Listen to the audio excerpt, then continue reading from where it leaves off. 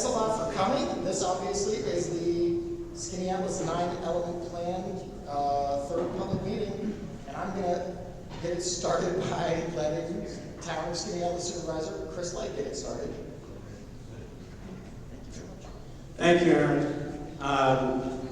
Chris Light, we're here for the Skaneateles Lake Watershed 9-element plan, not the Town of Skaneateles plan.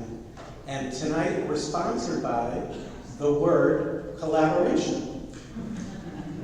So starting from 2018, this project, as Frank Moses, the Executive Director of Skaneateles Lake Association, reminded me today, there was a plan brought forth by Paul Teresi, who said, wow, we really need a 9-element plan, we need to do monitoring, and he came to the town, and the outcome in the end was a recognition that you had to have a municipality to be able to initiate grant requests, and to be able to do that, we turned to Central New York Regional Planning Development Board and collaborated to be able to get things started.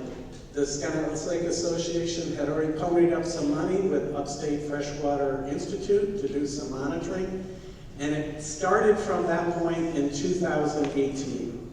So I would like to draw your attention to the very back row where legislator Julie Abbott is talking to a woman who's in black and white at the table back there, because Janet Aaron is my predecessor as a supervisor, and she took the courageous step to say, yes, we'll do it, and we'll work with CNY folks to be able to make that happen. As that process went forward, extraordinary experienced person, Kathy Bartuch, took the lead initially. She had a great deal of experience, and she started us going. But there was a little thing called COVID that came up, and because of that, the state couldn't quite process the money part of it. So we had a little cash flow issue, but with some help from legislator Abbott and County Executive Ryan McMahon, there was an amazing bridge loan that came with, what was the interest rate, Julie? It was zero. And that started us to be able to make the transition until the grant funding could actually come through. There was a change at CMY, and Kathy Bartuch retired. And Aaron McKeon, after about a 6-month period in there, stepped up, and he's done an extraordinary job starting us off and getting us going so that we've reached this point.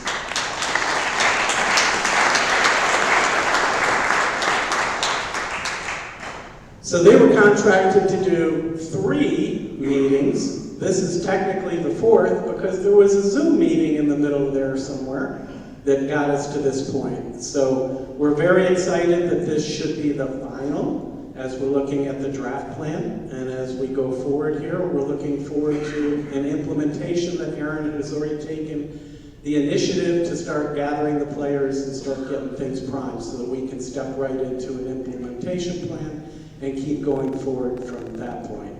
So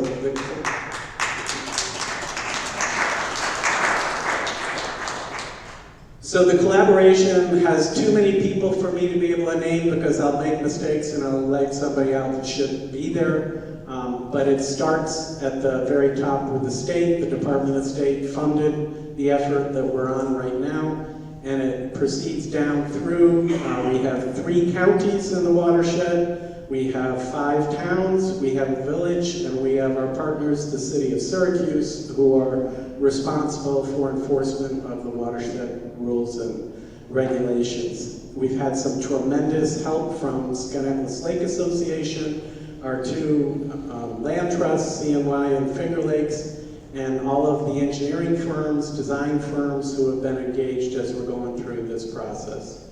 So with that being said, collaboration comes with a requirement for participation, which you all are doing and we're encouraging you to do up through the end of this comment period. But it also requires listening. And I think it's been very impressive to see the listening that's been done with large numbers of people who have been engaged, participating, and taking an open view to be able to hear some other thoughts. So with that being said, I have the honor to introduce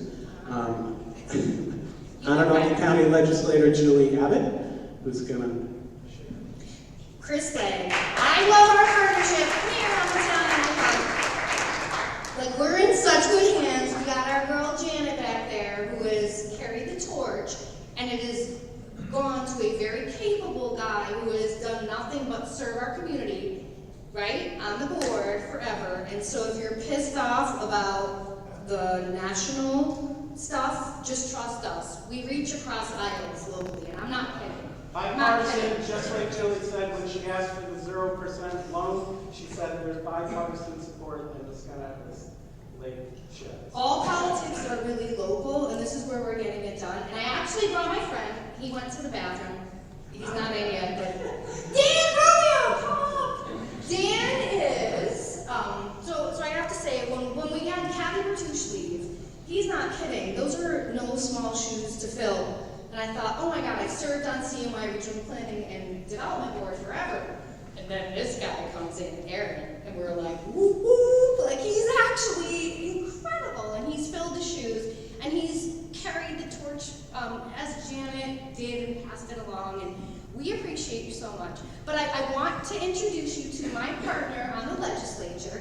I'm a Republican, he's a Democrat. This is my friend Dan Romeo. He gets his drinking water from us, and I chair environmental protection for the county again. And Dan is a willing partner, and we need to develop partnerships and understanding across communities if we're going to maintain our drinking water sources. It can't be Skaneateles, Spafford, Cortland, Cuyahoga County, because guess what? The Cuyahoga County watershed is in my legislative district, and we're in theirs. So we really need to just understand our environment and work together. So Dan is a city firefighter. He's a former school board member of Syracuse City, as I am Skaneateles, and we work well together, and I extended an invitation, and my partner came out here tonight. And so, Dan, I just wanted to extend an invite to all of you to meet our city partner, because he's important to the work life.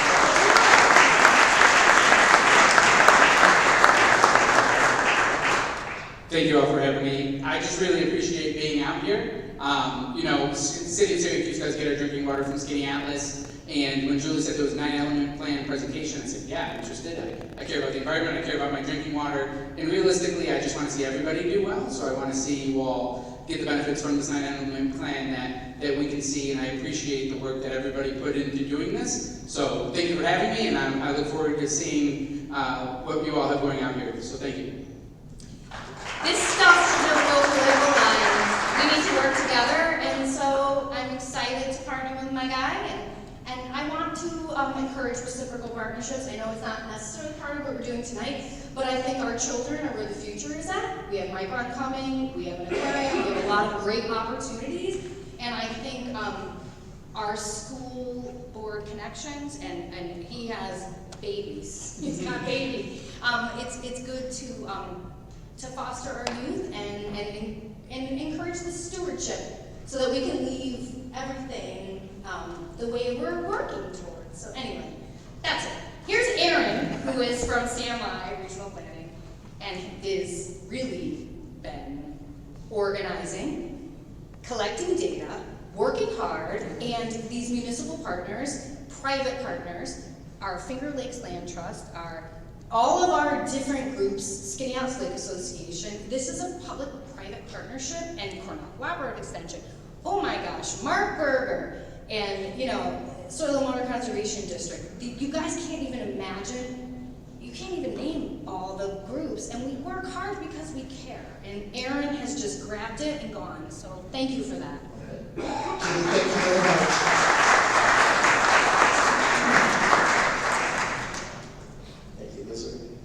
Two comments, or actually two comments. All right, so our agenda tonight is pretty straightforward. If you've attended any of the previous meetings, it'll kind of be similar to what we've done in the past. We are going to talk, I'm going to introduce you to sort of the planning basics, who was involved in developing the 9-element plan so far to the point it's at. Then Dr. Liz Moran is going to talk over sort of the 9-element plan framework, and Dr. Dave Matthews is going to talk you through the actual modeling, and that's key to this process. The modeling piece is really what makes the 9-element plan different from other watershed plans, and Liz is going to talk about that. And then we'll talk about sort of the planning targets, the recommendations and the implementation phase, and then we'll have time for questions and answers. So that's our agenda. I wanted to give you just sort of an orientation to who the project team, so this is sort of like the core project team. Obviously, you just met Chris Legg, the supervisor. I'm Aaron McCain with the Regional Planning Board in Syracuse. Department of State funding is critical to this, so Kate Black from the Department of State is kind of our liaison to DOS. And we have Amy Klinkhammer from the Finger Lakes Hub at DEC, and Karen Hansen at DEC's main office. So ultimately, we're looking for state approval of this plan, and those folks at DEC and DOS really make sure that we're staying on track and we're meeting the specifications that they have at the state level for this kind of plan. The actual content of the plan is really guided by this Watershed Advisory Committee here. If it was just me, it would really not be much of a plan. I really looked to the folks on the Watershed Advisory Committee for really the input. The content of the plan has been generated by representatives of the folks you see here. I can't really name them all, that would take quite a while, but it's the municipalities from around the watershed. Obviously, the city of Syracuse is going to be involved. Onondaga County, Skaneateles Lake Association, the Land Trust, as Julie was saying. So we had a lot of partners in the Soil and Water Conservation District from Onondaga County really plays a major role in your watershed. I'm not sure if you all know that, but that will be part of the discussion tonight. So all of these partners in the Watershed Advisory Committee really, again, provided the kind of the content in terms, and that really is more in terms of the recommendations. Now, in addition to kind of the sort of the usual planning process, the 9-element plan, especially because it involves a layer of modeling, digital modeling to represent the watershed itself and to represent the lake. So we have a very great modeling team on this plan. We have Ramble, which is a consulting firm that's done this kind of work all across the state. Liz Moran's with Anchor QEA, brings experience with similar plans, similar 9-element plans to this project. And Dave Matthews with the Upstate Freshwater Institute, who again has done this kind of work all across the state. They drew on another firm called Limnotech out in Michigan that has, again, a wealth of experience, I believe, in the Lake Erie watershed. Is that true, Tony? Yeah. So they're a lot of expertise there in modeling at the table. And then some of the modeling guidance, I think some of the contracting was through the New York State Office of General Services, so we're grateful to them for their support. And I am actually going to turn it over to Liz Moran now to give you some background on the 9-element framework, because again, it's a little bit different. It's sort of an unusual planning process. So, thanks, Liz. Thank you, Aaron. Can everybody hear me? I've been accused of being soft-spoken, so no? Okay, thank you. So, how many people have been to one of our other public meetings? So quite a few of you. So you have seen this graphic before. We use this as a way to kind of introduce people to the process, and as Aaron said, explore the differences that come to the process through the 9-element framework approach. So I'm just going to talk about the how and why we developed the 9-element plan. And if you look at this, it says watershed modeling framework, but it's a pretty universal framework. People who are involved in updating their community comprehensive plan or planning for their financial future, you kind of go through asking these 4 questions, right? You know, the where are we now, where are we going, what's our vision, what's our goal, and then what action steps do we have to take to get there. So that's really the way that we have worked through these modeling approaches. So, Skaneateles is in good company. The watershed planning efforts have been underway across the Finger Lakes, as you can see from this slide here. I want to call out two words that'll show up on this slide because they're going to be themes and concepts that you hear about later on from when Dave Matthews talks about the plans. You see the reference to the word phosphorus. So in both 9 element plans and other plans, total maximum daily loads, that's what the TMDL stands for, phosphorus is a real central part of the analysis and the recommendations that come forward. That's because phosphorus is the limiting nutrient for the growth of phytoplankton, you know, algae and cyanobacteria, which are also called blue-green algae, suspended in the water, and aquatic plants. So it's very important to the lake food web, and because it's the limiting nutrient, it's the availability of phosphorus that really sets the upper limit on what that, the abundance of the phytoplankton is. The second reference that I want to call out on this slide is HABs. HABs stands for harmful algal blooms, and there are HABs action plans. HABs is another word for cyanobacteria, and Dave Matthews is going to discuss this emerging water quality challenge during his part. Okay, so next slide. So there's been a lot of watershed planning going on, right? As you saw from that last slide. But let's go onward to the 9 element and how that differs from prior planning efforts. The New York State Department of State, so Kate Black and her colleagues, have for many years been supporting communities as they develop watershed management plans. And it's that same process of bringing people together to identify local issues and priorities, and then figure out what can be done at the local level to protect their water quality going forward. So in 2013, EPA issued a guidance document for what is termed the 9 element plan approach to watershed planning. And this approach has been embraced by DEC as well. And as you probably already starting to figure out, the main difference is a real focus on quantitative analysis. So that's where the modeling tools come in. So trying to figure out where do nutrients such as phosphorus come from, how do they then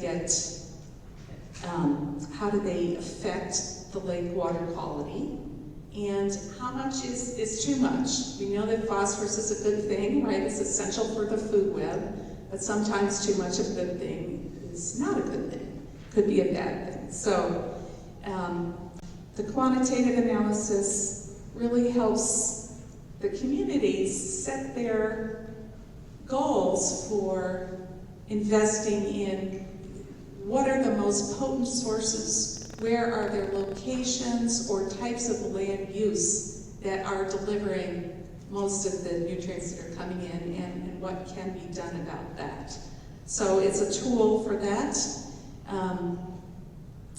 And now I'm sure you're all dying to hear what the 9 elements are, so that's our next slide. And here they are. They're displayed on this graphic. If you start on the left, have to quantify pollutant inputs and sources, then set your reduction goal. So setting the goal says, you know, how much pollutant X can go into the lake and still maintain the ecosystem services such as drinking water quality, recreational use, a healthy fishery community.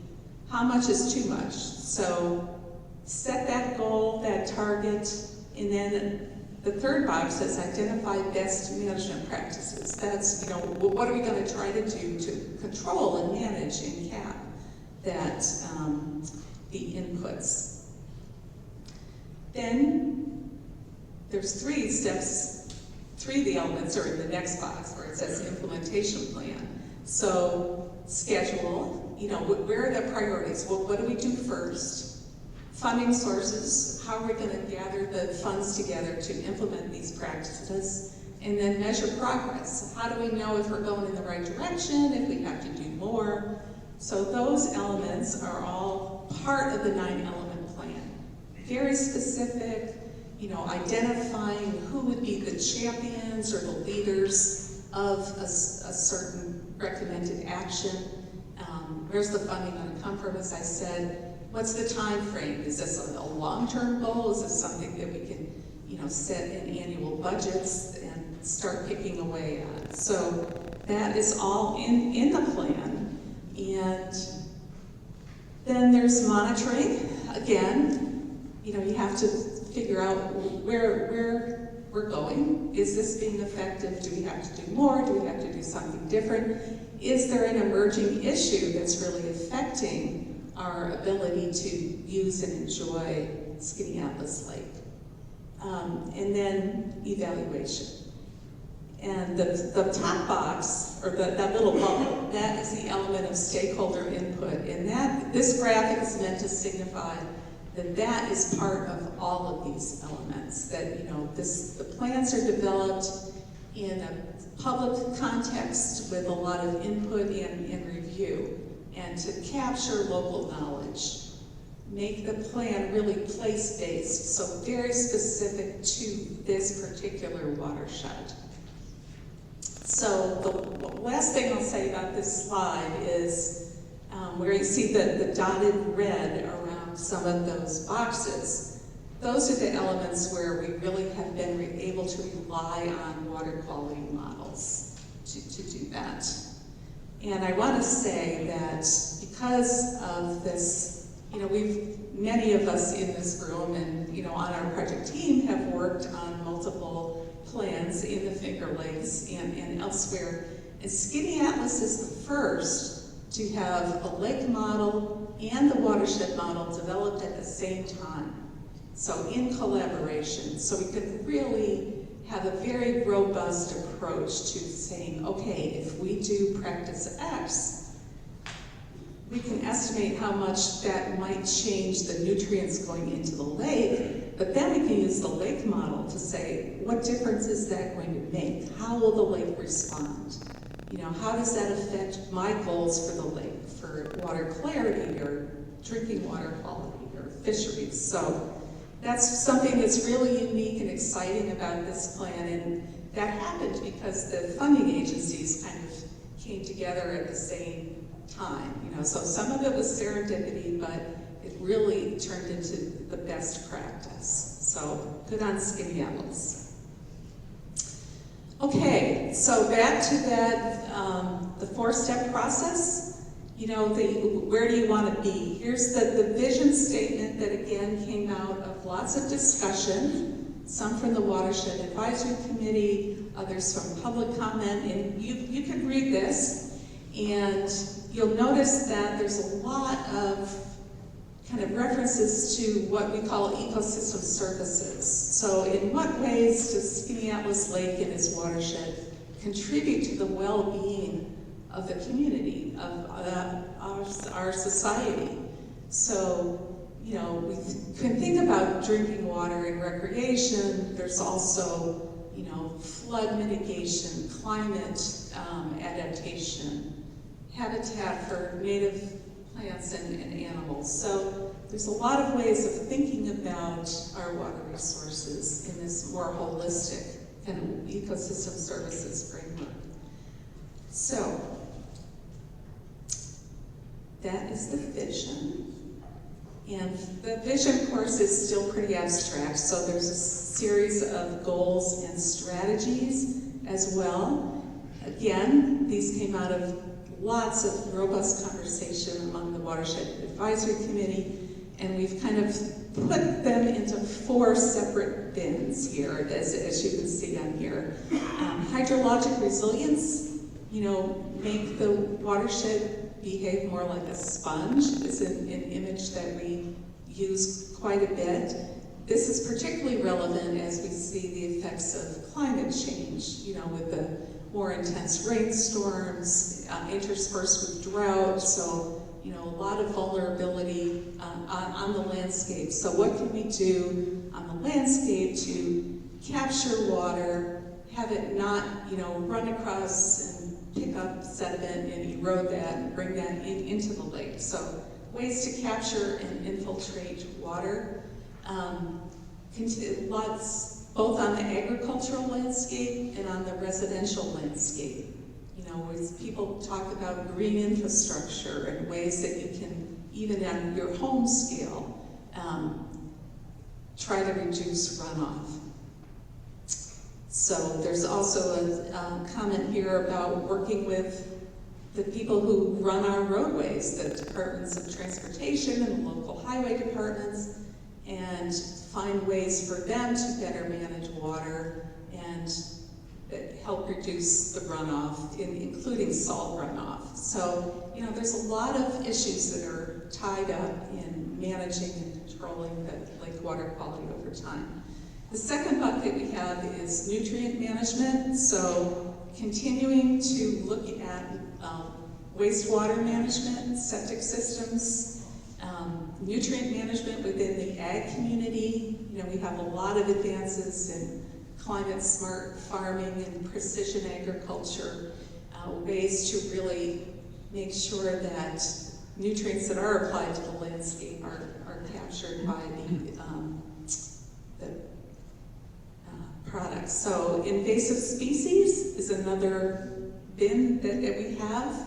We've been fairly successful in the early detection rapid response.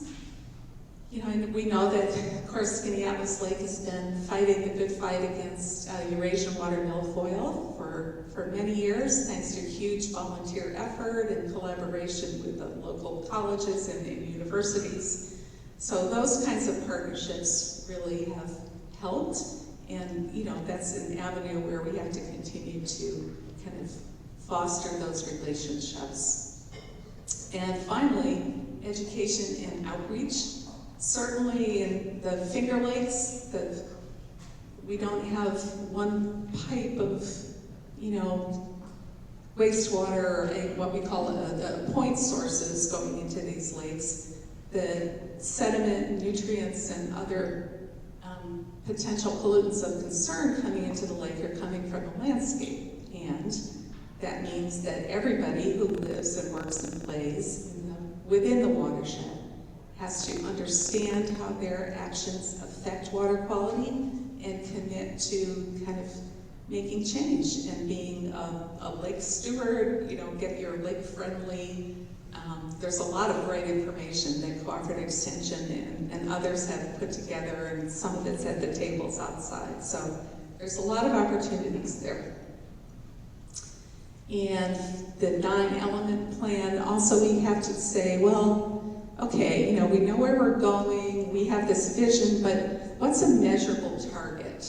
So the 9-element plan and the modeling work that's been done have adopted targets that are really consistent with current lake water quality. So the very low nutrient, low algal abundance, clear waters that really are so characteristic of Skaneateles Lake.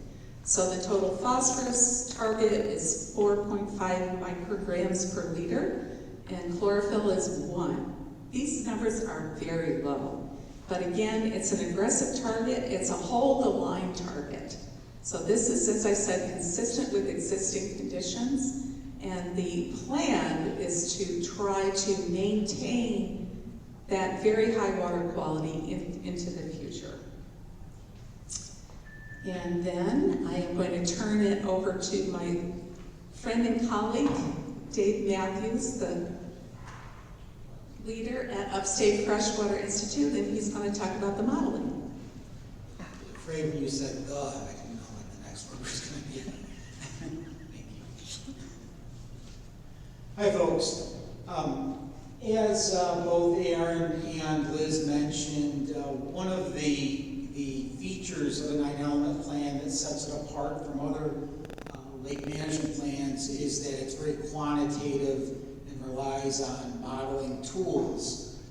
The Skaneateles Lake 9EP was supported by a watershed model, the Soil and Water Assessment Tool, we call SWAT, and a lake model called CE-Qual W2. These are both sophisticated, kind of state-of-the-art tools, widely used in hundreds of locations across the U.S. and beyond. And we use these models to help us answer difficult questions. They're really good at integrating information, things that we just can't do in our heads. And some of the questions that they help us answer, the watershed model in particular, helps us identify where the nutrients are coming from in the watershed, what the sources are. And it can also be used to identify how effective different pest management practices will be in reducing loadings of those nutrients to the lake. The lake model, on the other hand, can help us answer questions like, well, what is the lake going to look like in 30 years, assuming that climate change continues at its present rate, or gets worse, or gets better? It can help us answer those types of questions. And it can also help us answer, all right, well, knowing that climate change is coming, what do we have to do from a nutrient loading perspective to make sure we retain the same water quality we have today? On the left is a depiction of SWAT, the watershed model. And what it does is layer on different watershed characteristics related to soil type, land use, how farming is actually practiced on the watershed. It integrates those things to simulate, in our case, phosphorus and how it moves through the watershed into the lake. On the right-hand side is the longitudinal cells in the lake model, and there are 40 some of them, and the model also simulates phosphorus and other water quality metrics at 1 meter depths down to the bottom of the lake.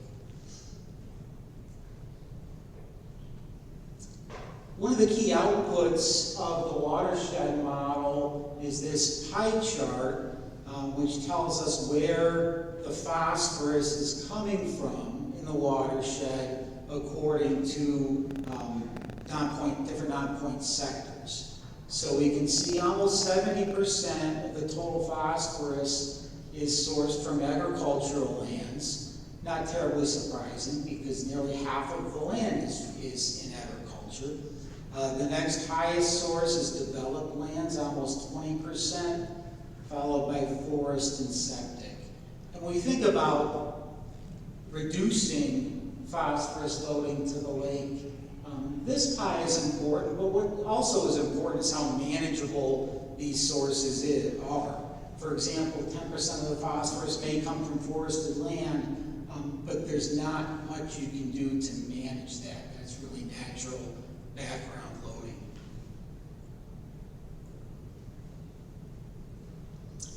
So we use the models in conjunction to look at various scenarios, management scenarios that were developed by the Watershed Advisory Committee, the long list Aaron showed you earlier, in conjunction with the modeling team.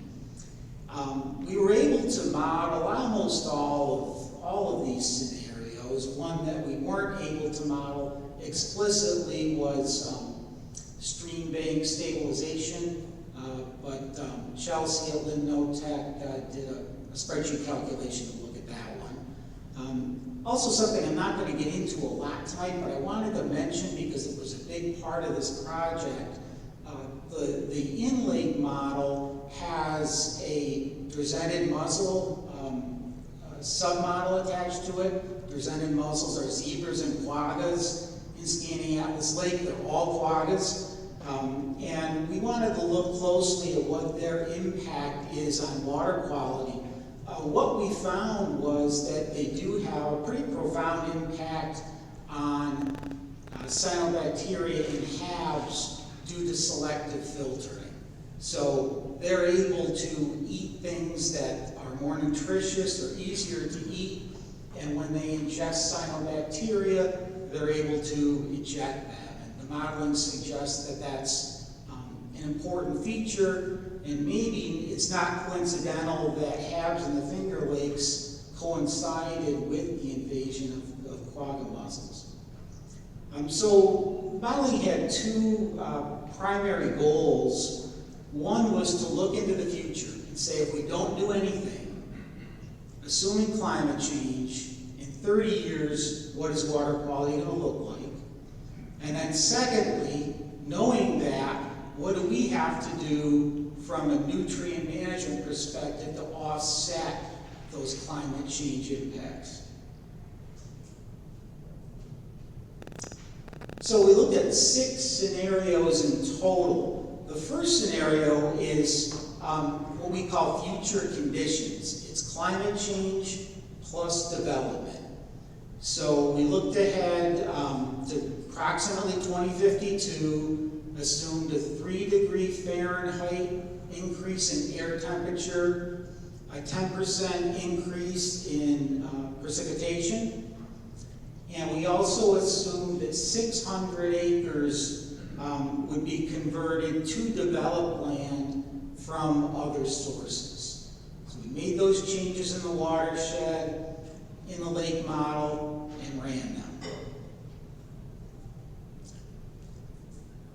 Then what we did is layered on top of scenario 1, this future conditions scenario, a number of other scenarios.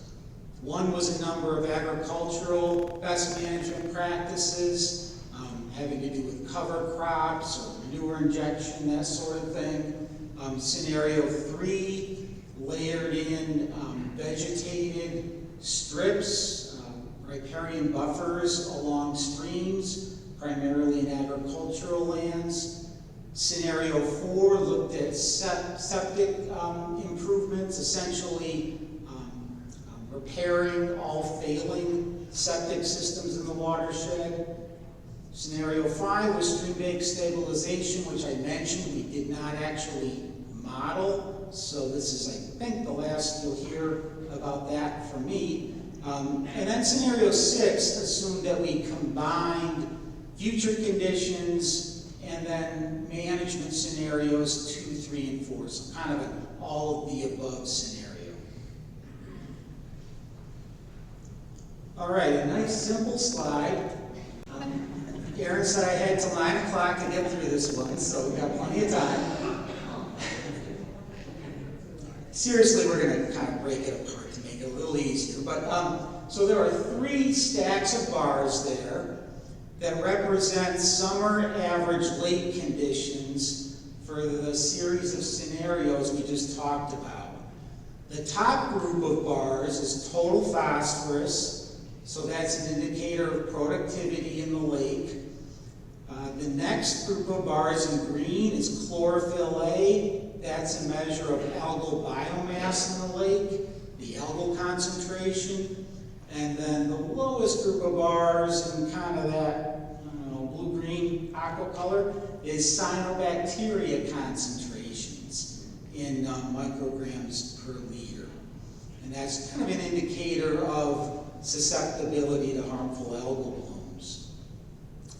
And we're just going to run through each of these one at a time. Oh, I should say that there are error bars there.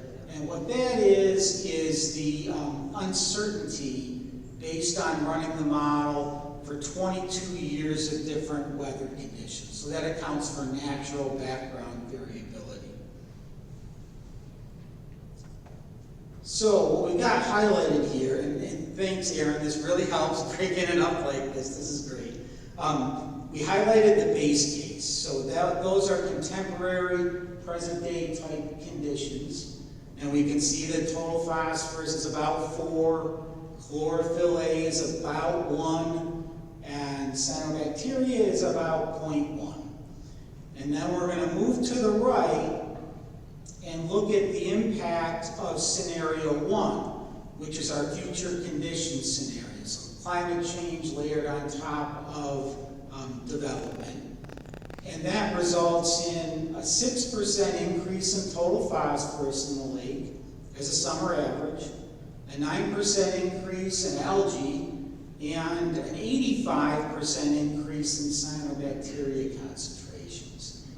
That's a big number, and that's largely a result of higher water temperatures, which favor cyanobacteria, which cause HABs, over other algal groups. Okay, now we've highlighted scenario 2, so that layers the scenario 1, future conditions, on top of agricultural best management practices.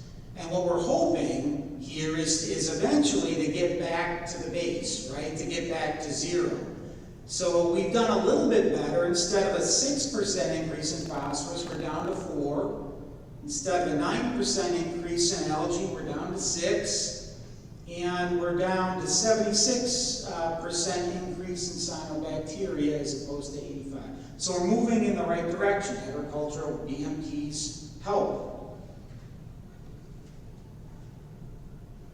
Same idea here. We've layered filter strips, vegetated buffers, and streams on top of future conditions.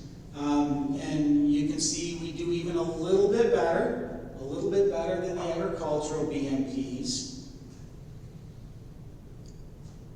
Scenario 4 is managing residential phosphorus, so that includes eliminating non-agricultural phosphorus fertilizers, as well as repairing septic systems. And we can see we do even better there, particularly in terms of cyanobacteria.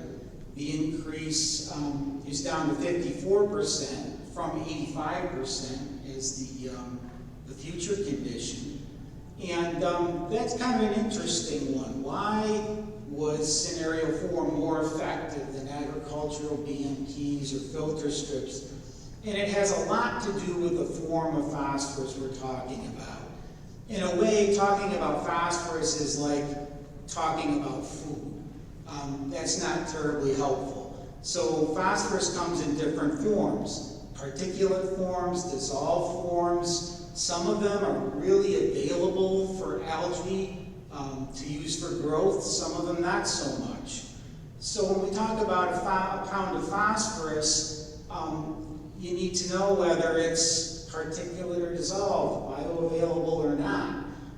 It's kind of like saying, well, I've got a pound of carrots and I got a 1 pound cheeseburger, and saying it's the same amount of food. But the impact is widely different. 1 pound cheeseburgers don't last very long around me, and dissolved phosphorus doesn't last very long around algae. So when we think about managing phosphorus, it's important that we dig a little bit deeper and think about how available it is to grow algae, and really concentrate to the extent that we can on dissolved bioavailable forms. So now we'll move on from scenario 4 to scenario 6, which again combines future conditions, agricultural best management practices, filter strips, residential P, all into one scenario.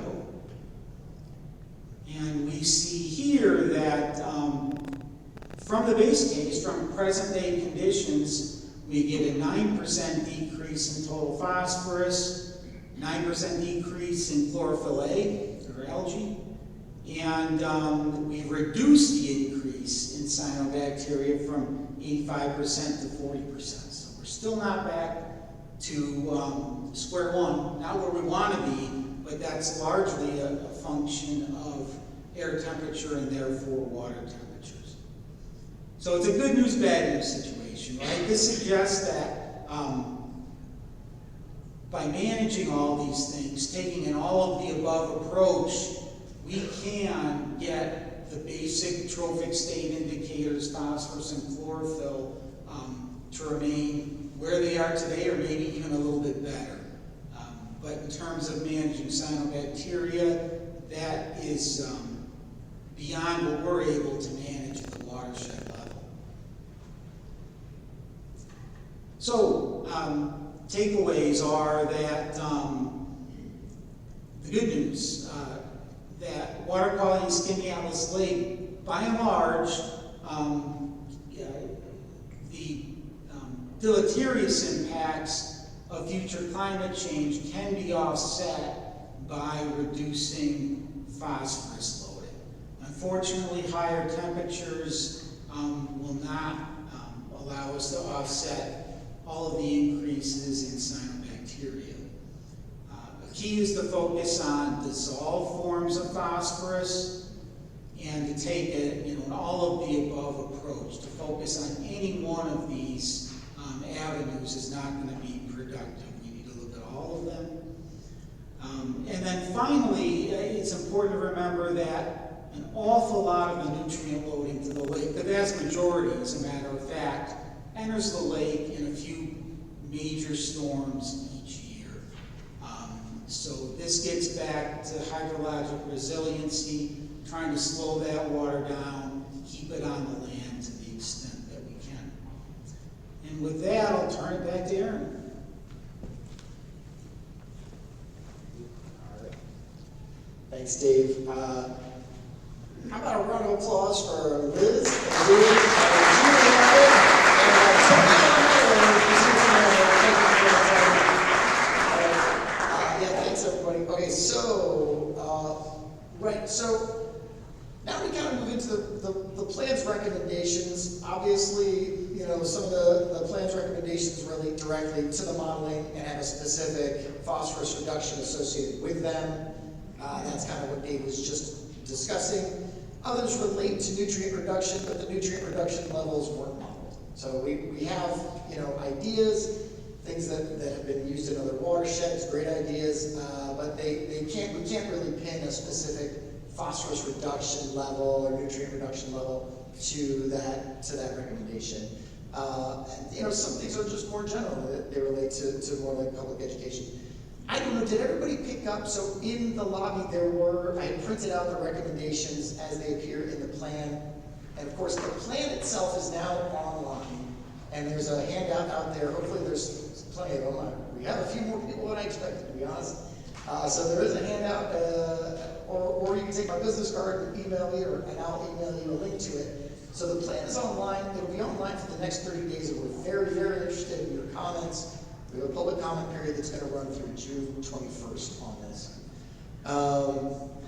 Just some examples from the recommendations sheet that you have. You know, seeking out opportunities for tree planting. This is, you know, a lot of the short-term recommendations that are in there.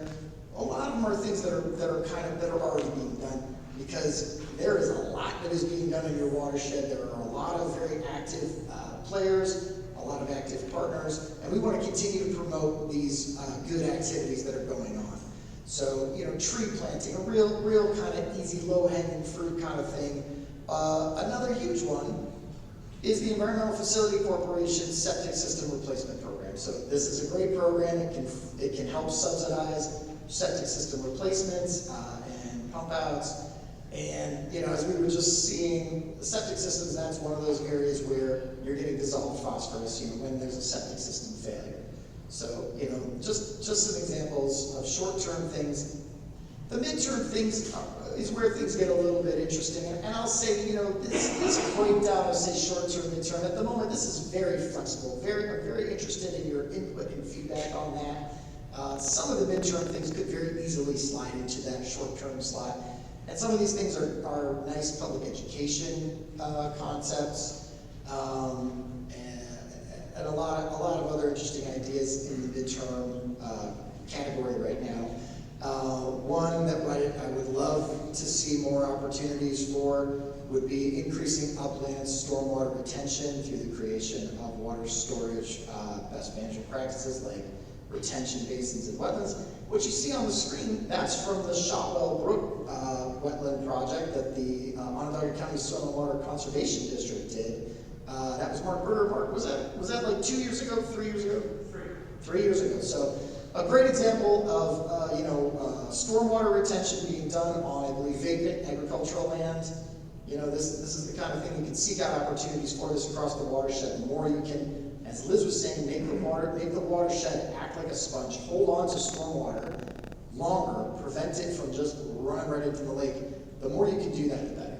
So, and another one, work with municipal and state partners to evaluate and, as necessary, upgrade culverts. So, and actually, that's a long-term one too. One of the things we learned through this process is, there's not a whole lot of data on like roadside ditches. Roadside ditches is one of these areas that's really kind of, I think, over the past 10, 15 years come into focus more as an area to kind of trap sediment, to trap nutrients, and to provide roadside ditches, ways, when the water level gets high, allow that water to discharge somewhere else, so it's not just running directly into the lake. So there's not a great inventory of roadside ditches right now. That's something to work on, in the long term. So that's just an example. One of the things that's in the plan, that's sort of buried in there right now are different recommendations that are appropriate to property owners or residents of the watershed. Just a few things I just drew out from the recommendations to kind of highlight this. Integrate stormwater into property management and use of rain gardens, biofilters, and ponds. One of the things we would like to see get going in the next, say, 5 years or so would be maybe like a model homes program. So find some willing property owners, install residential stormwater upgrades on the property, and then open that up different times in the year to a tour, and you could have like a model homes thing. So you could get, as a property owner, you might be able to get ideas for things you could do on your own property to improve, your stormwater runoff on your own property. Also, Cornell Cooperative Extension offers no-cost soil testing, so that you are using, you know whether or not your property actually needs fertilizer. That's a good one. Disconnecting downspouts, sump pumps, and other sources. Not disconnecting them, connecting them so that they infiltrate into the watershed and not just run into storm drains. Converting residential turf to meadows dominated by native species. I know that's something that's very popular in the watershed. And of course, the lake-friendly living program. That's something that Skaneateles Lake Association has been promoting over the years, and I think that's a great, just a terrific program.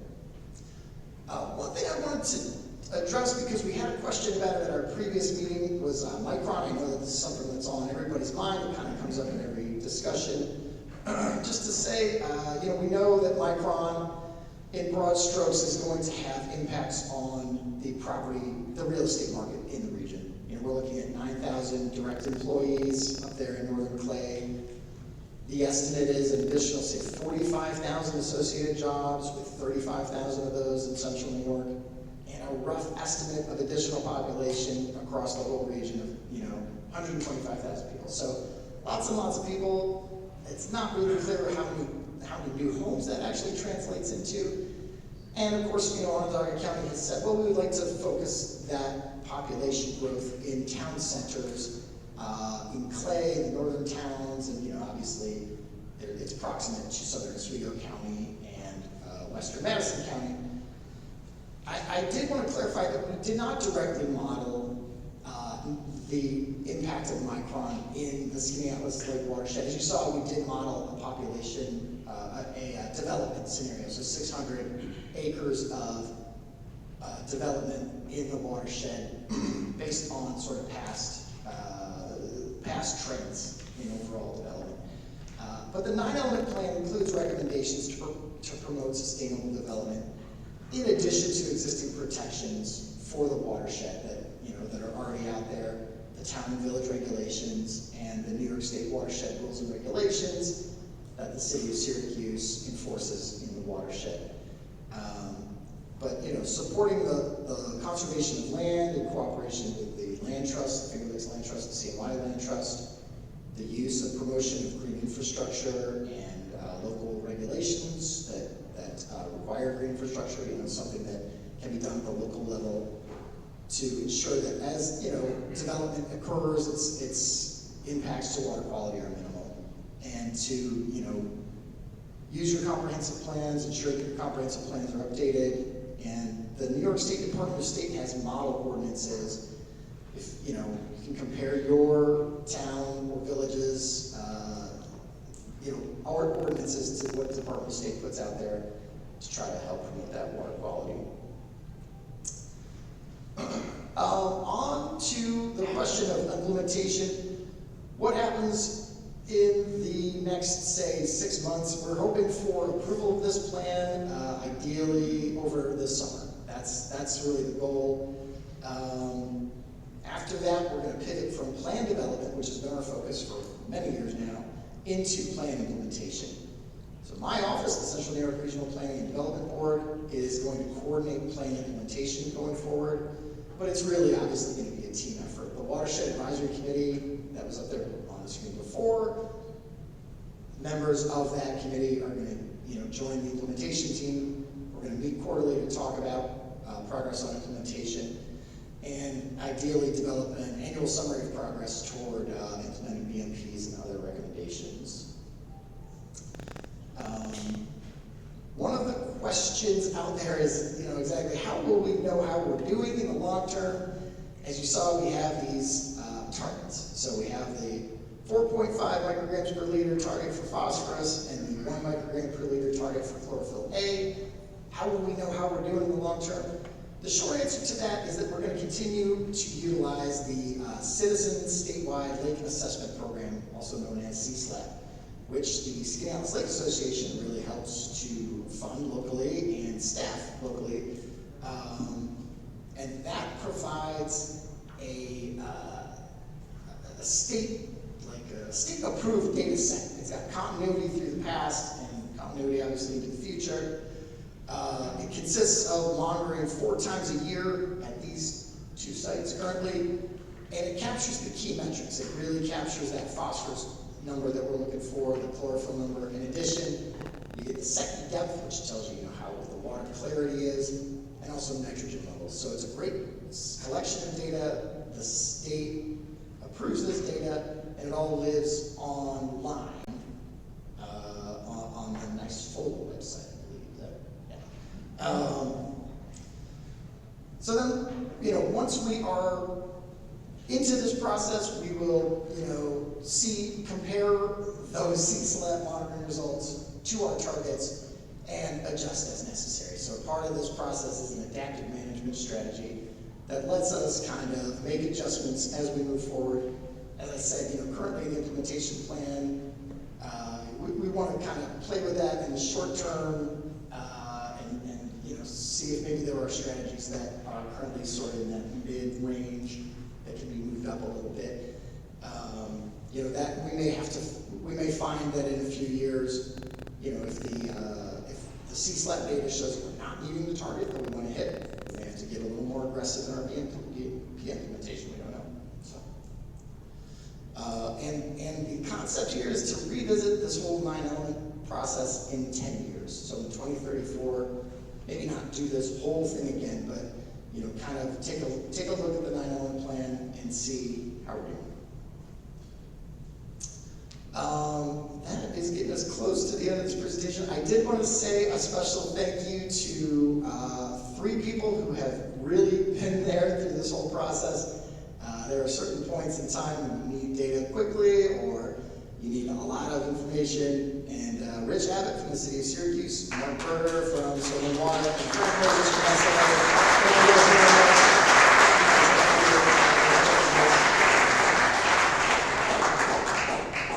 I think this is the last one. Yeah, how can you be involved? Sign up to be on the mailing list. If you signed in tonight, please do sign in and provide your email. That will get you on the mailing list. And then that'll ensure that, going forward, you're apprised of how we're doing. I could put the due date in, provide comments on the draft 9E plan again, that we're looking for comments by June 21st, and there should be more of those handouts out there to tell you how to access that. That is on the Central New York Regional Planning and Development Board's website. And if you have a flooding issue on your property, let us know about it. That's the kind of thing that can lead to projects in the future. I know that the folks at Winding Way were very cooperative and collaborative. Thanks to Mark Schwab on that. So that's an example of sort of finding a problem, finding property owners who are willing to, have things done on their property, and that's what's really needed to kind of make these projects go forward. So with that, I am going to turn it over to all of you. We have a microphone up here. We're very interested in your comments and your questions on this planning process. Thanks a lot. We don't have any kind of like a sign up, so you could just come up to the mic if you would. That'd be great. Thank you.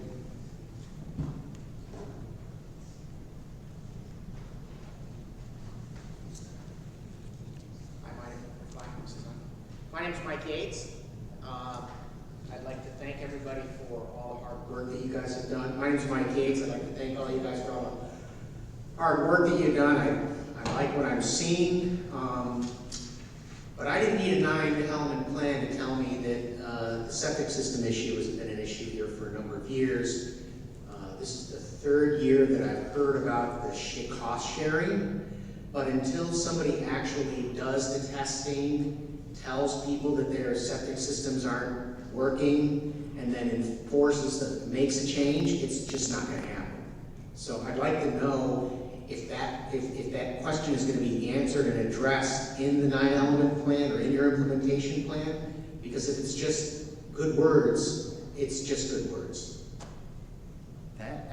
That brings up a good point, which I should have really led off with, which is that this plan doesn't really have any enforcement capability at all. So this plan is really more about, it's about carrots and not sticks. There is no kind of regulatory component to this.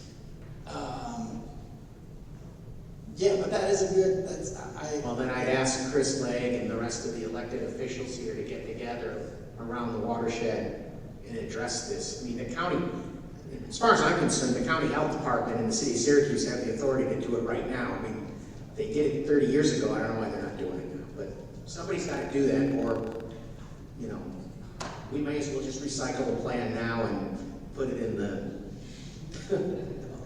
Okay. All right, thank you.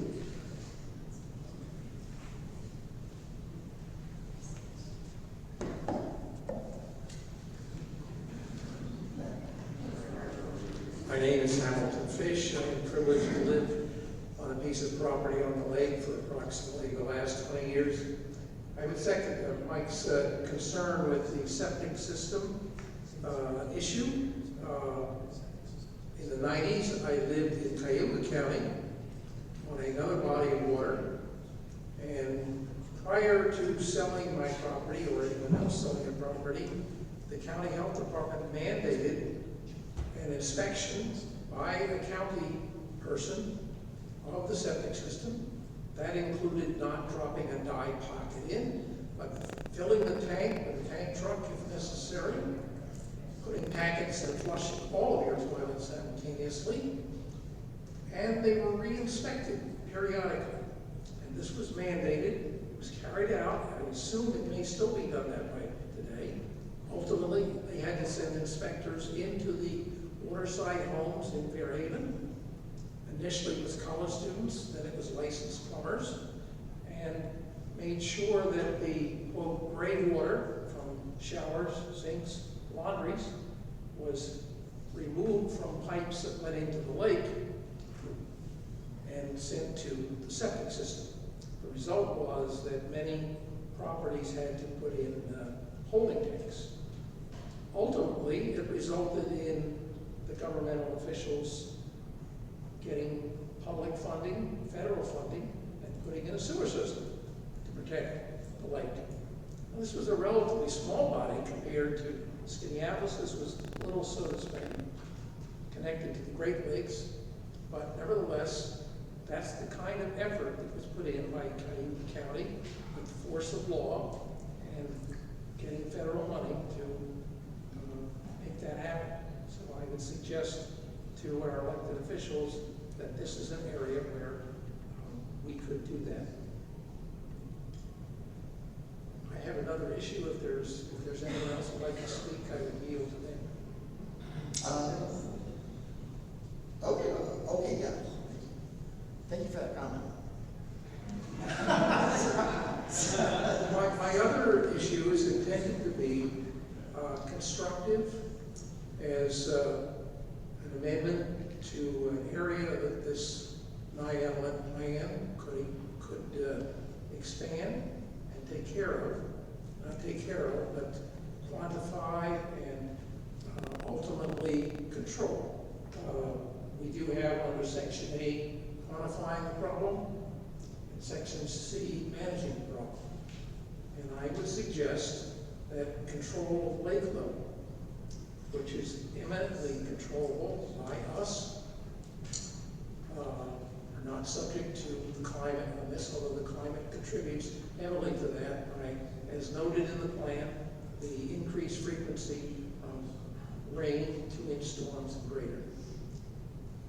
But the fact is that the lake level, when it is high, at or near the maximum, and even slightly below the maximum, on the northwestern shore of the lake and the Mandana area of mid-lake, there are large areas of relatively level, non-sloping or gentle sloping land. So that an increase of even a couple of inches when there is a storm results in massive waves, for sometimes 5 foot and more, crashing onto these relatively level areas and moving large quantities of sediment, soil, into the lake. Just this past January, there was a storm, and my immediate neighbor lost a tremendous amount of soil. I actually went out and did some preliminary measurements, and I estimate that approximately 500 cubic feet or 55 cubic yards in one storm were removed from this property. It was taken down by 2 feet, it was moved back by 5 feet, and it's approximately 50 feet long. That block of sediment is now out there, and indeed, my water pump and filter are out there, and I very quickly saw that. So I would suggest that to the degree that there is flexibility and increase in the scope of the plan, that studies could be initiated, just as they have been on the stabilization of the 3 miles plus of brook, that we take a look at the probably 10 miles plus of shoreline in quantifying it. This is not easy to do. It is not like the chemistry and the biology where we put things in a tube and take them to the lab and we can measure them and do it over years. It takes a lot more field work. But I suggest that the actual control of it is far easier. One of the things the plan could do would be to look into funding a computerized model, perhaps AI, today's technology, that would provide us with a closer to real-time predictive model for use by the Water Department in anticipating lake level changes prior to the storm occurring, and over a period of time update the current model, which is decades old, to reflect the, as documented in the report, having higher rain inflow in frequent storms, so that they would have guidance to preemptively keep the lake level low, preemptively let more flow go downstream so that they're not trapped by reaching their maximum downflow permitted amount. They could start earlier. At the present time, because the model that's in use, they're restricted. but I think that's a worthwhile research project that could be looked at. Thank you very much. Yeah, I'll say, obviously, we're really focused on the watershed, but that's an interesting point about the lakeside erosion. Bill Dean, Skaneateles Legislation. I just have one, I guess I call it scientific question. We're talking a lot about sediment going to the lake. A lot of that sediment goes to the bottom of the lake, and there's a lot of phosphorus in it. What's the relationship between the phosphorus of the various forms in that sediment with the phosphorus that's in the water column that we're actually measuring? So there's something out there we need to learn a lot more about. Good question. I don't know if this, Mr. Matthews, do you want to tackle that one?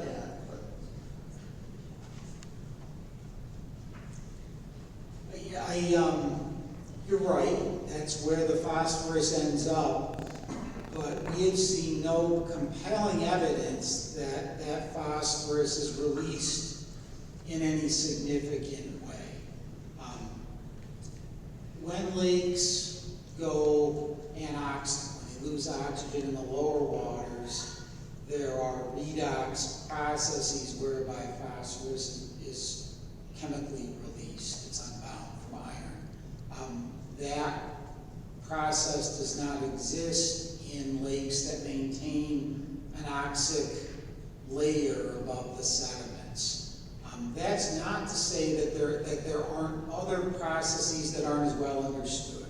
For example, internal waves breaking, or even surface waves breaking and resuspending sediment and liberating some of that phosphorus. We have not looked at that in great detail. What I can say is that we don't need to incorporate that process in the model in order for the model to close on a phosphorus budget. So that suggests that process isn't all that important in the grand scheme of things.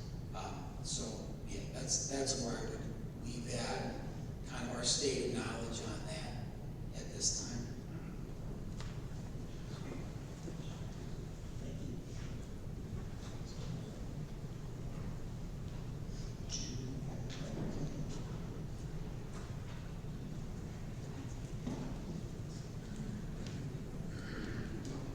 Hi there, my name is Holly Gregg. First of all, thank you all for the great job you're doing. I can sense from the room that some of the numbers we looked at, while they're very good and positive and everything's going in the right direction, it seems still sort of disturbing with all the effort and all the good situations that happen, that we're still having such increases in that cyanobacteria. The one thing I wanted to just, and I heard your comment about, trying to lead with the carrot and not the stick. I admire that.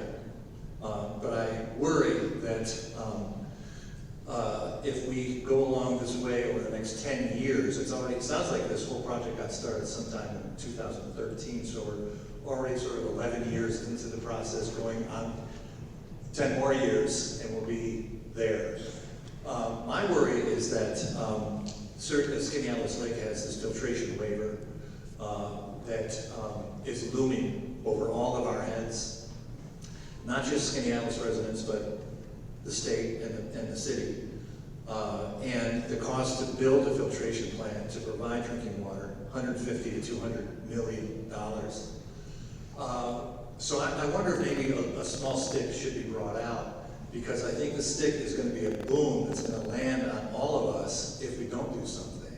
So I guess my comment is, do we, sort of play this out? It looks to me like it's not going to work, quite frankly. And it looks like it's a good possibility that we will end up having to put in a filtration system, which will cost us all between $150 and $200 million. My question is, maybe we could take some of that anticipated cost, which we are going to all pay, and put it into this program, speaking to the city or to the state or to whatever federal agencies there are, to say, we need to get more aggressive about this, and we need to, get people to really understand that we are headed in the wrong direction. I mean, even though getting better. I don't see it getting solved with this program. I think we should continue to do it. I'm not discouraging you from doing it, but I guess what I'm saying is it would be great if there were a secondary enforcement component to this that really is aggressive and really gets the message out to people. This is a beautiful thing. What you've done is a beautiful job, but the whole environment really needs to understand what you're doing, and that it needs to be enforced. So, thank you very much. Thank you very much, yeah. Holly, every time I get the card after a storm, right, and you get the card, we're only allowed 3 of those a year. Turbidity's high, the intake is off Shotwell, and and 3, and I go into the legislature and I'm worried. Because if we lose that filtration avoidance waiver, which Rich Abbott works very hard to make sure we have, where are we gonna go? You have to have a backup plan. So just on behalf of my guy from CMY Regional Planning, because we serve on this board, just to clarify, and I couldn't agree with you more, that's why we're all here, right? This group, I'm gonna say how I see this. The 9-element plan to me, as a lawmaker, is checking boxes because the state has to have a system for doling out money, and you have to check these 9 elements in order to garner larger funding, which is phenomenal that they're putting out larger funding, but they don't just give it away. So this is why we at the county, Ryan McMahon, when Janet stuck her neck out, and Courtney over there, and Chris behind, and we were waiting for the Department of State to fund this, we couldn't wait a year, and Frank Moses, and everybody else, Dr. Teresi and SLA that was working so hard to push this forward, because we know we can't wait, but just understand, this is not anything other than a package of information. So I'm going back with June 21st, you guys, we have an opportunity, have your voice heard. You can say it here, put it in writing. It doesn't have to be a long letter.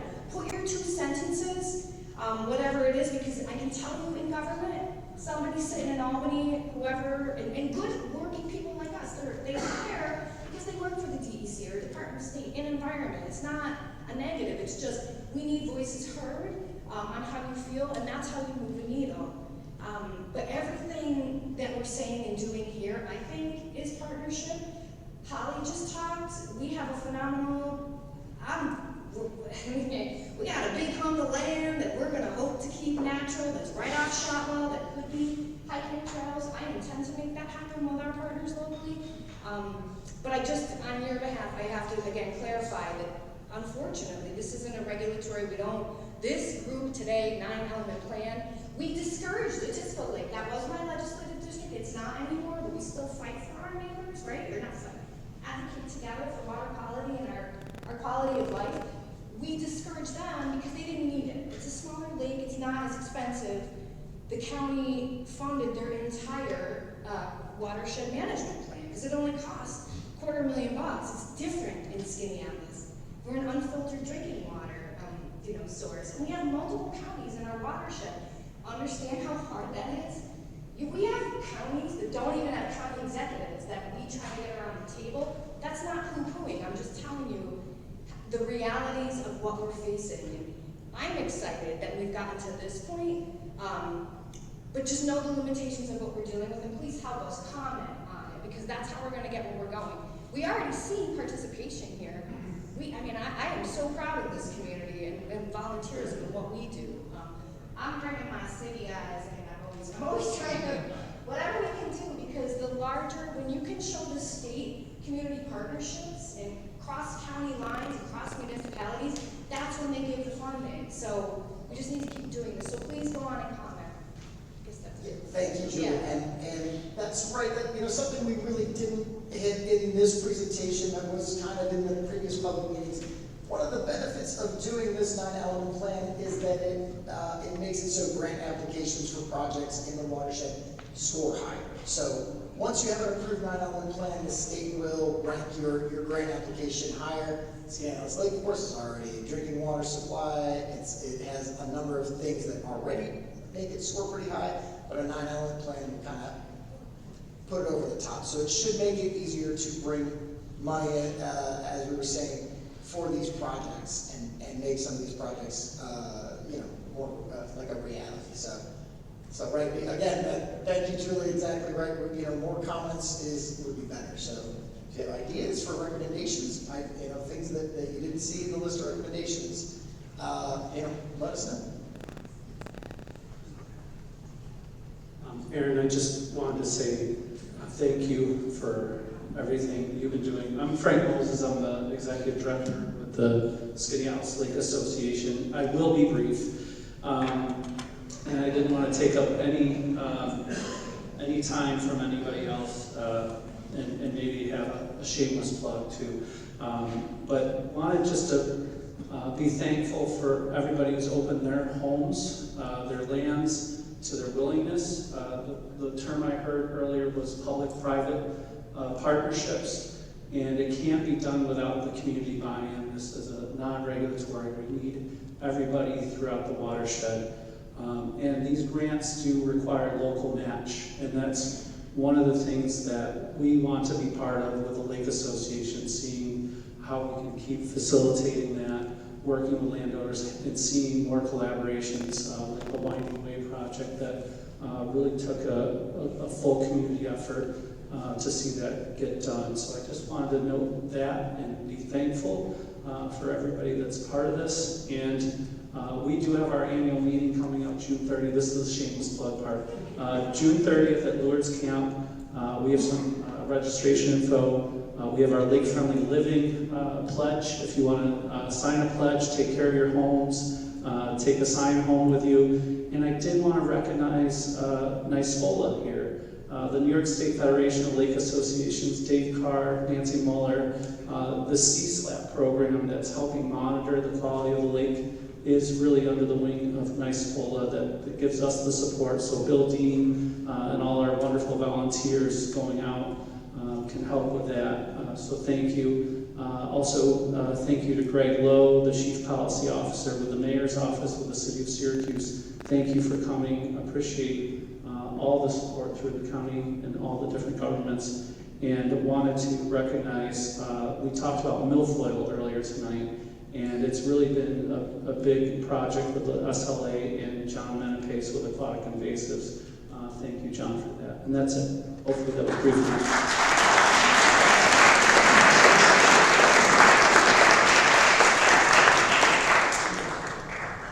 Hi everybody, I'm David Hall. My wife and I live on the east side of the lake. My question is, we have or soon we'll have a wonderful plan, lots of work and thought put into it, but what organization, or better yet, what person will own it, will have responsibility for getting it implemented, ongoing coordination, feeling ownership and responsibility for it? Who is that, or what organization? But it should be a person, I think. Person, you say? So my office, the Central New York Regional Planning and Development Board, is the entity that's going to take the lead in coordinating implementation. So that. So we're looking at. Boy, yeah. In a nutshell, that right. That would be me. That would be the environmental program manager at the Regional Planning Board. That's right. So, obviously, all of the people on the Watershed Advisory Committee who are now going to pivot into the implementation plan will be, they'll be the ones sort of promoting projects. But right now, my office will be coordinating quarterly meetings.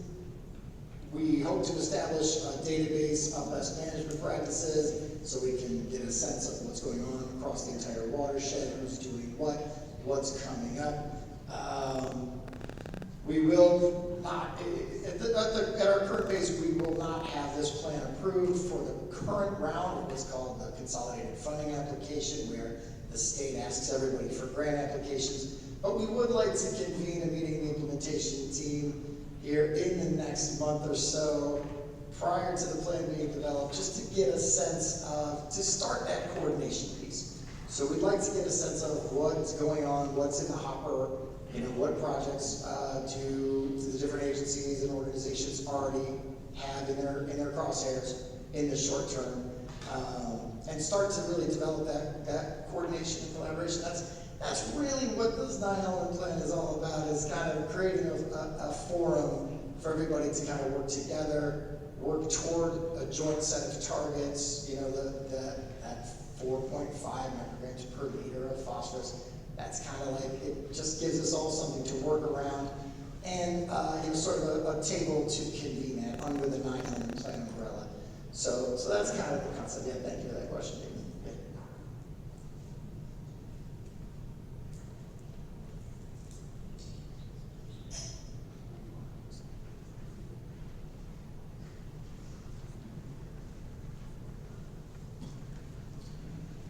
Hello everyone, I'm Mark Schwab. I'm from the Winding Way Association, and I want to echo some of the thoughts that everybody else has said, that there's so many people in this room that care so deeply about the lake, and if it weren't for all these people, we wouldn't get to this point that we are right now.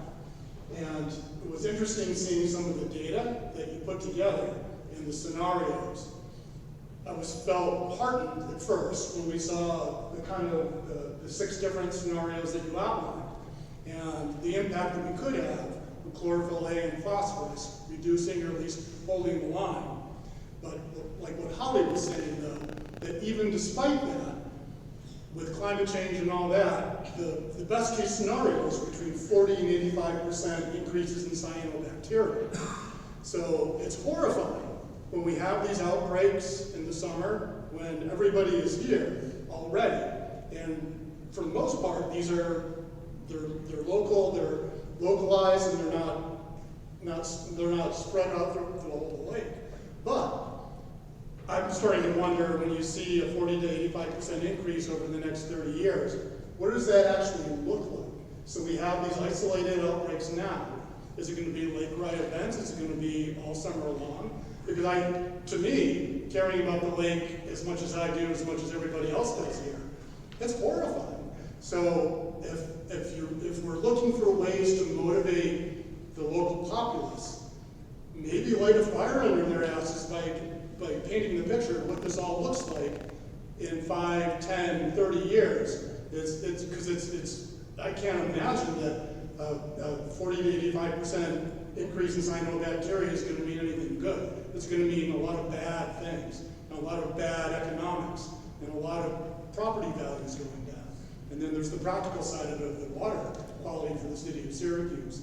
So there's a lot of people that know a lot more about this than me here.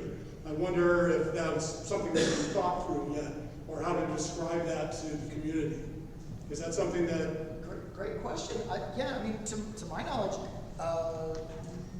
no, I guess I'll defer to Dave if he's willing to tackle that one. Well, yeah, I can help some with that. And part of it is my fault for not providing better context. So the base case for cyanobacteria now as a summer average is 0.1 micrograms per liter.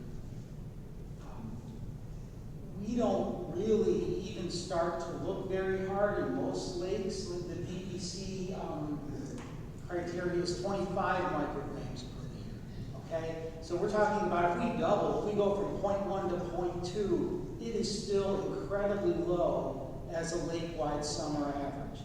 So I don't think there's any real threat of large-scale lake-wide blooms like you might have seen in Onondaga Lake back in the day, Lake Neonawanta now, that type of thing. What it does suggest is more of these localized small-scale blooms in the future. So it's not great, but it's not super dark either. So then it's a question of the percentage, it's a relative amount instead of the absolute amount, because those percentages were terrifying. Well, yeah, I mean, 1.1 to 1.2.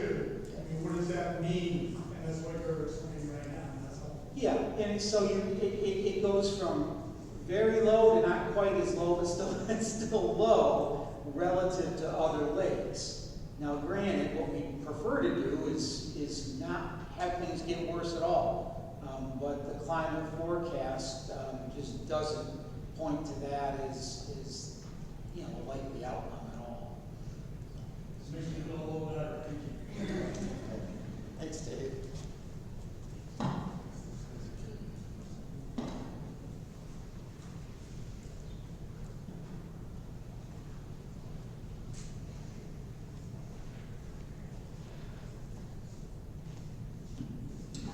very short. I drink the water, and I listen to a lot of very somewhat expensive and invasive things that can be done to reduce erosion. But one thing that wasn't mentioned, and one thing that I get a lot of calls about, I answer the phone for the Lake Association a lot of times, has to do with trees.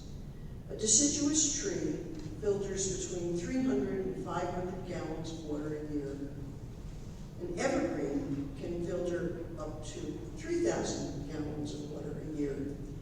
And yet, around this lake, in every single one of the municipal communities, there seems to be absolutely no control or limitation about people's ability to take down trees. I cannot tell you how many calls I have had from upset residents that somebody is clear-cutting every tree. I'm sure every single one of you can drive around this lake today and find a piece of property under development that's being developed having been clear-cut completely of every single tree.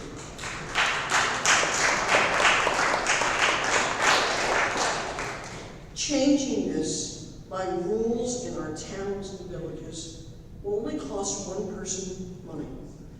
The person who's building the big home, who's going to have to pay the contractor a little bit more money to build around a few trees. We have got to stop this. It's just absolutely ridiculous that one of the most natural things in the world we have to protect this lake is being destroyed by the people who live here. Thank you. Thank you very much. Yeah. So again, you know,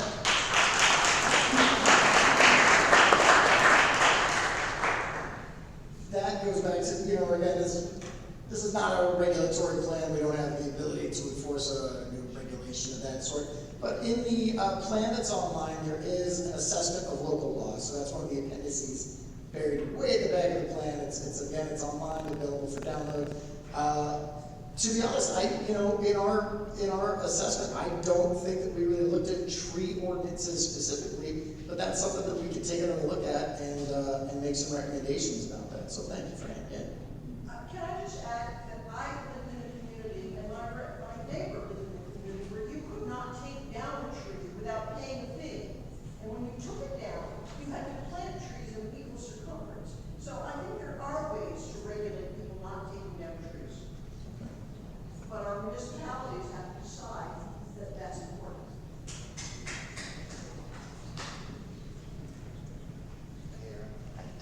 My name is John Hitchcliff and Thomas Bafford. To address the point that was just made, the Thomas Bafford actually did adopt a steep slope ordinance which does regulate whether and how many trees can be cut down precisely to prevent erosion into the lake.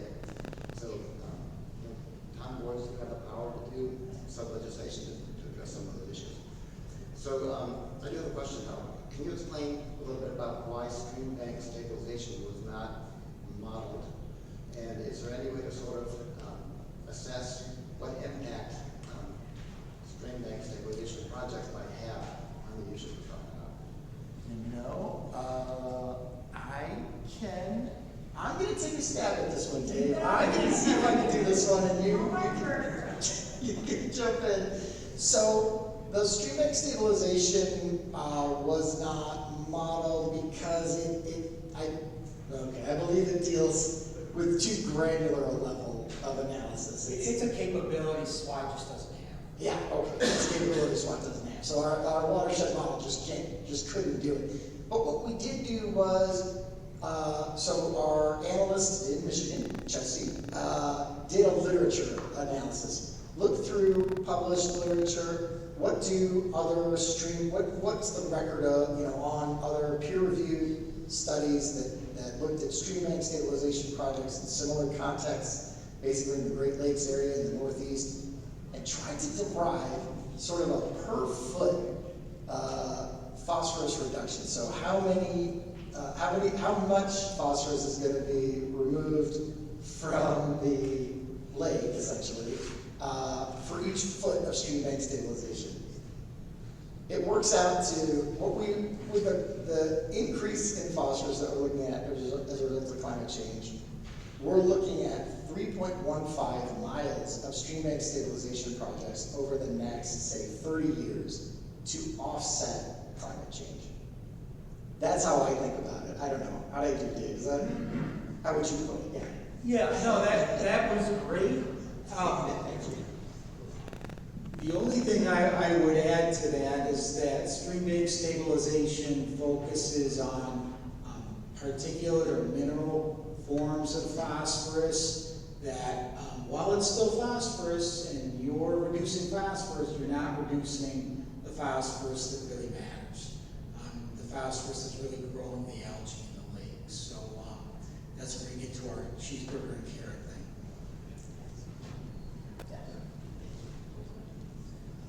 Does that answer your question, John? Is that, yeah, okay.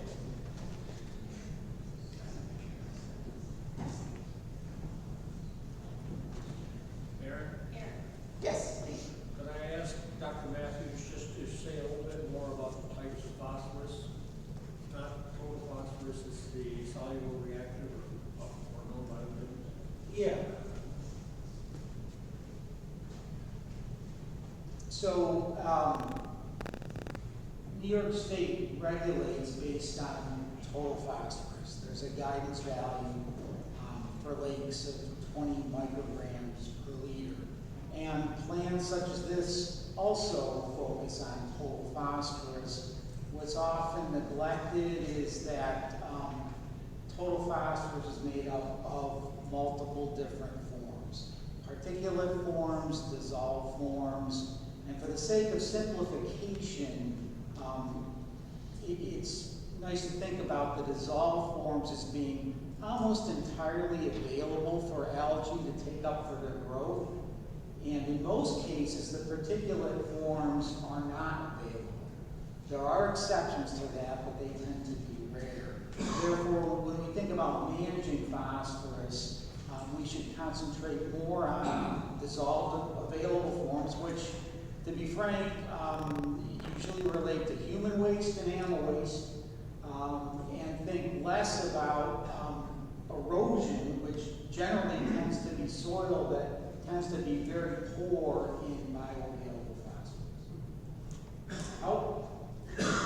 So where do you find the particulate phosphorus? In soils, in sediment. Is it fertilizer? Well, fertilizer may start out in particulate form, but the reason you use it is because it's very soluble and it's transformed to a soluble form for uptake by plants. A plant can't get phosphorus from a particle. It first needs to be absorbed, released from that particle. So is that a chemical-based phosphorus and not a natural phosphorus? Well, no, it's I mean, phosphorus is available in, commercial fertilizer, but it's also available in manure. So I wouldn't really focus on the natural, not natural parts.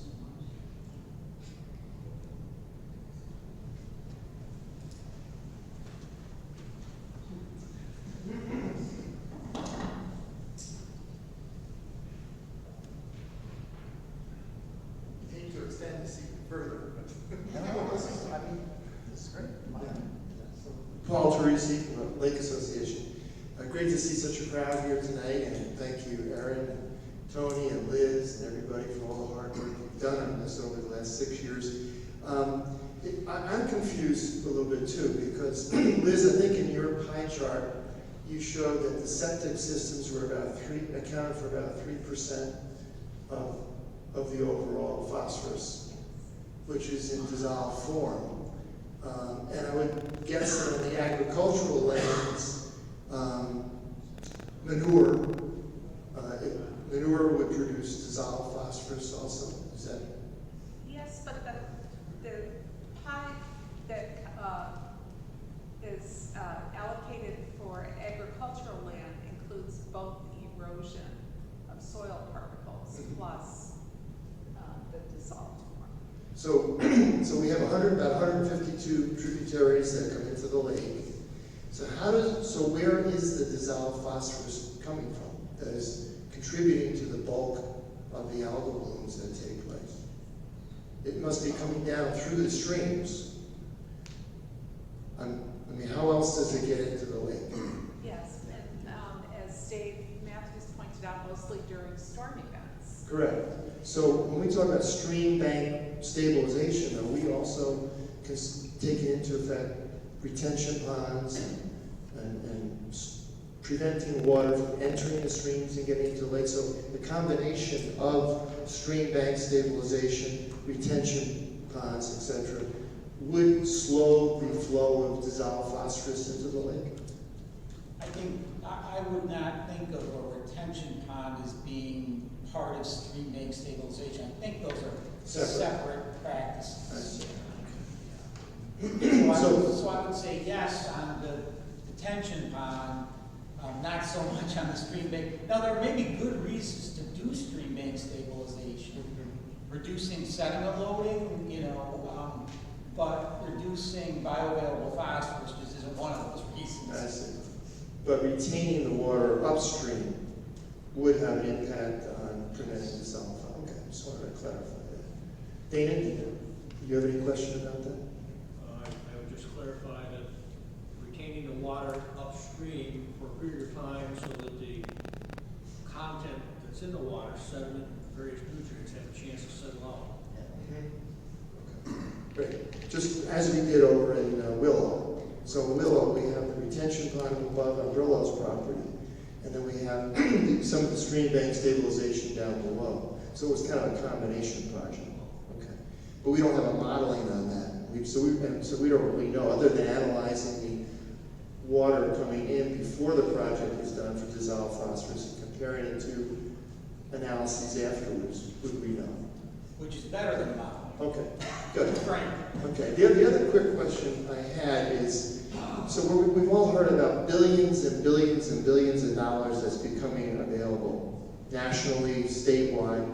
So, and I understand that by being 9-element certified, 9-element approved, as you mentioned, Aaron, that folks in the municipalities who apply for grants for these projects will have a better stab at getting these big bucks. So how is this actually going to take place? Let's say the 9-element plan is approved, hopefully over the next several months, and the Watershed Advisory Committee is meeting quarterly. So who is the whipping boy other than yourself? I mean, who in the municipalities comes up with the projects? How's this going to work? Do the individual municipalities come up with the projects, go to the Watershed Advisory Committee, get advice? Or is it vice versa? Right. Well, municipalities will have representation on the committee. Yeah. So they can, you know, the boundary there will be porous, so, you know, to get ideas sort of into the mix.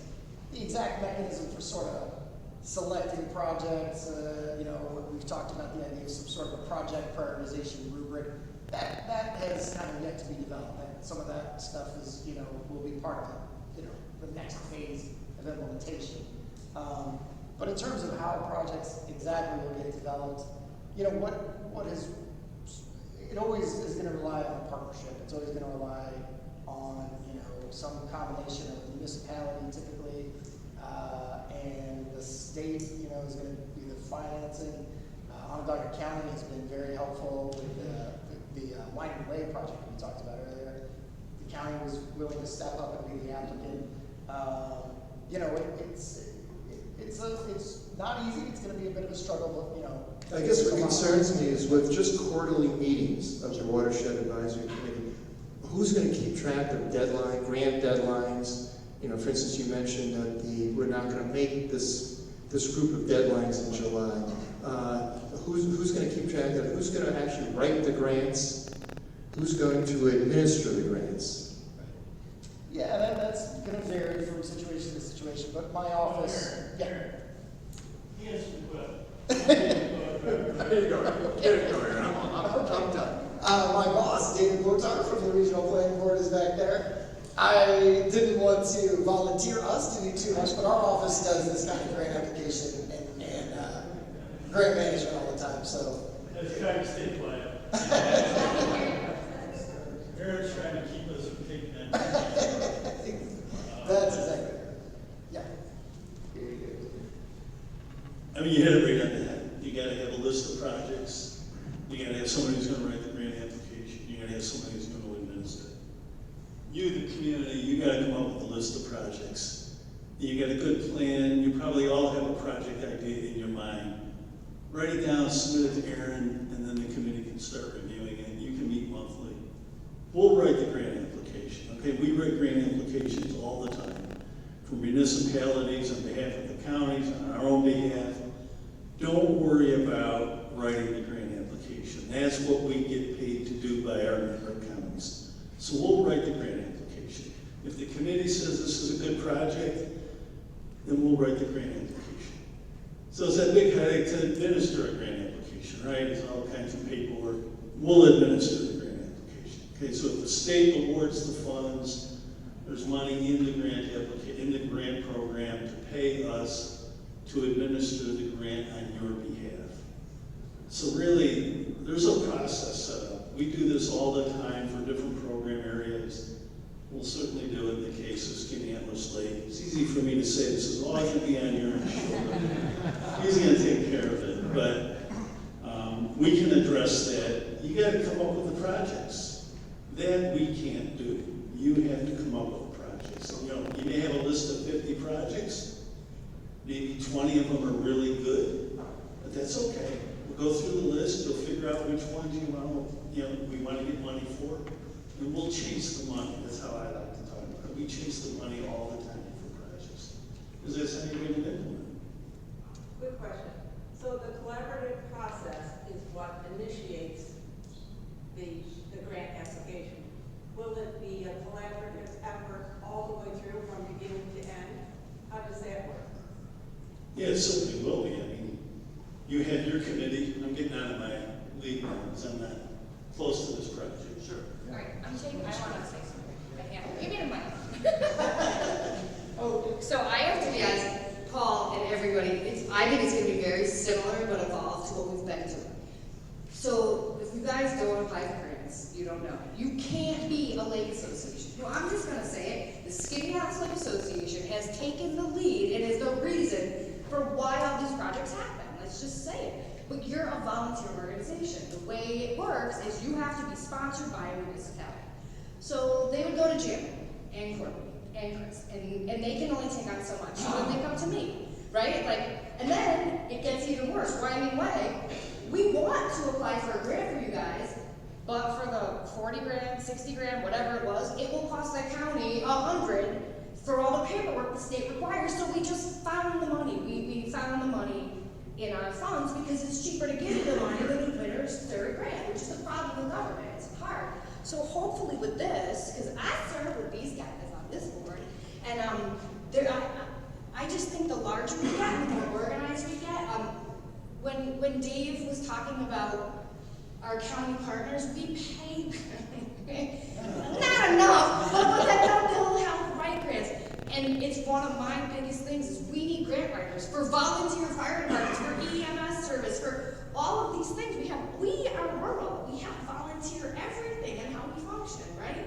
But downstate and Albany is not rural. They don't necessarily understand this. I'm going to say that to you as somebody who ran for state senate, and that's why I ran.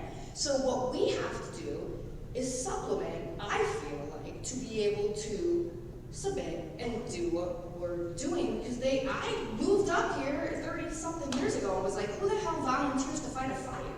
That's a full-fledged job where I live, a good paying one, where I grew up in Connecticut. So when you're trying to convince people downstate who live in cities, and that's who controls our government, quite frankly, in the state, you've got, I think we need to partner together and to show our partnership and collaboration, which we're doing, and I've seen it already. I'm so encouraged.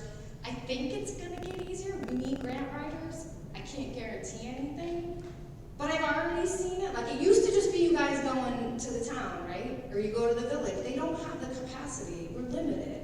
And we're larger than that. We're a watershed that serves what? And how many counties? And we got Cayuga, and we got Batisco. We're the Finger Lakes. We're bigger than this, right?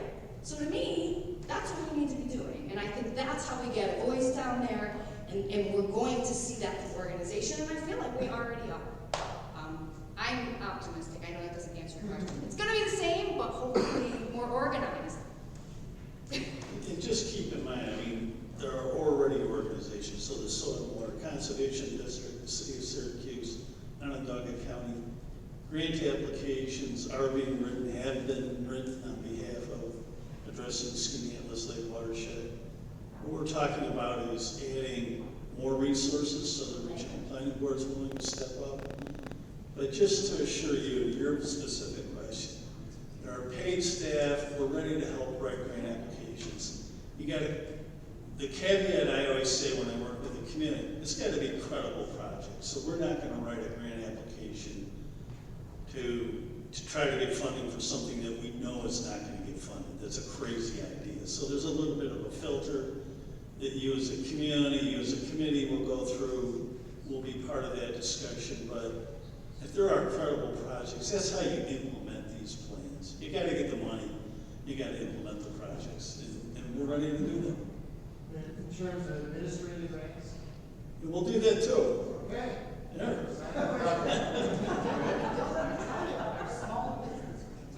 Now, there's money, typically in the grant awards, there's money to cover the administrative costs. So we're used to doing that. So, Crystal Lake, Town of Skaneateles, across the whole lake shed, we have the same issue.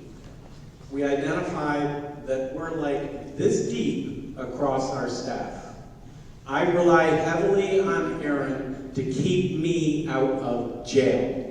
He's made sure that I have done the right reporting as the Chief Financial Officer for the Town of Skaneateles for this specific grant. And I'm grateful that I get the answers to questions and that I'm told things that I should know that I wasn't smart enough to ask. But we have the opportunity to be able to work through this process and get much bigger grants. I didn't want to say it at the very beginning, and Julie did a great job. The ticket that we're trying to get out of a 9-element plan is the ability to get money that we can't get right now. And we can combine different projects and get them to the point that they would be very meaningful across 5 towns, a village, the city of Syracuse as well, and there's lots of things that we could get to go forward once we get this 9-element plan approved, and then continue our work with Aaron and the staff who have lawyers and have contract attorneys who can be able to go in and look at things, and the people who can process bills and invoices that have lots and lots of zeros on them that we are really not qualified at the town level to be able to do.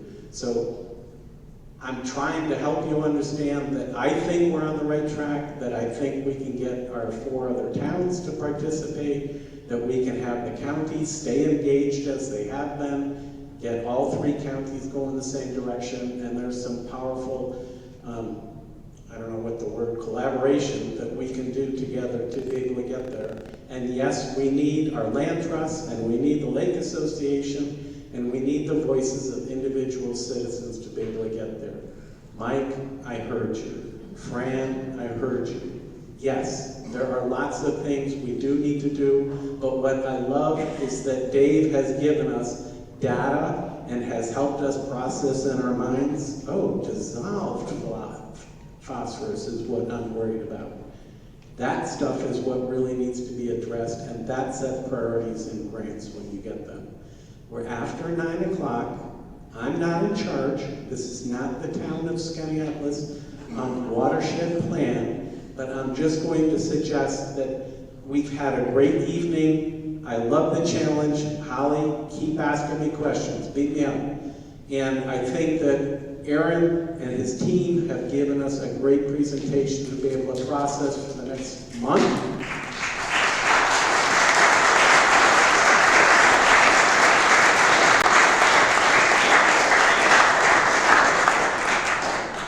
And I'll just close with a comment that I am a 7th generation leg in the town of Spafford and the town of Skaneateles.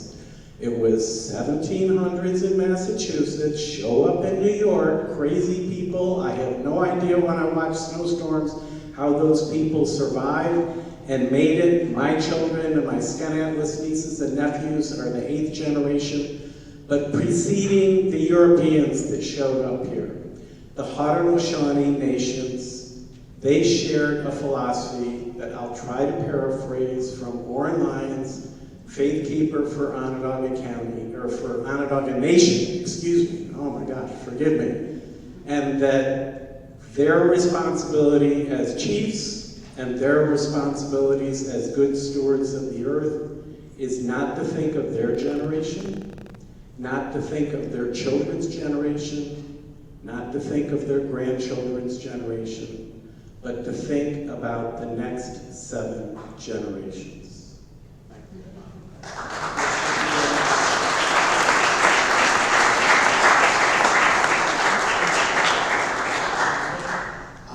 I guess I didn't really realize it was that late. Thank you guys very much.